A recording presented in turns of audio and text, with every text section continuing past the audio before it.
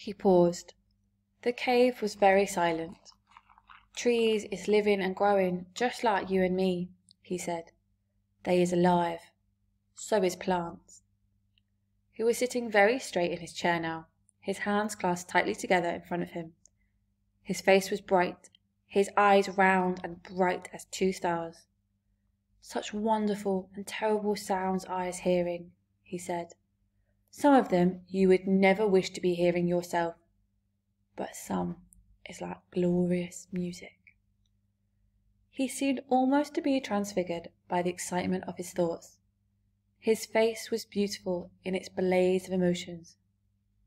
"Tell me some more about them," Sophie said quietly. "You just ought to be hearing the little miceies talking," he said. "Little miceies is always talking to each other, and I is hearing them as loud as my own voice." "What do they say?" Sophie asked.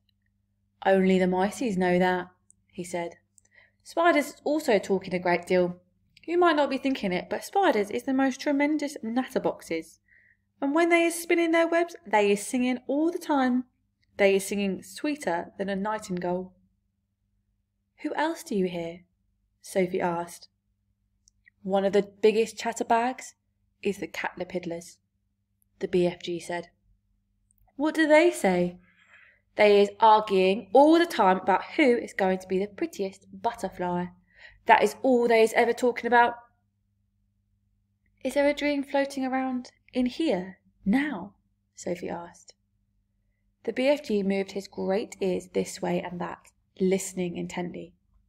He shook his head. "There is no dream in here," he said, "except in the bottles.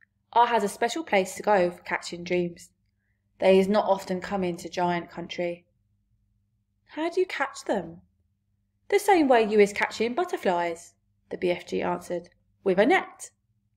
He stood up and crossed over to the corner of the cave where a pole was leaning against the wall. The pole was about 30 feet long, and there was a net on the end of it. "Here is the dream catcher," he said, grasping the pole in one hand. "Every morning I is going out and snitching new dreams to put in my bottles." Suddenly, he seemed to lose interest in the conversation. "I is getting hungry," he said. "It is time for eat."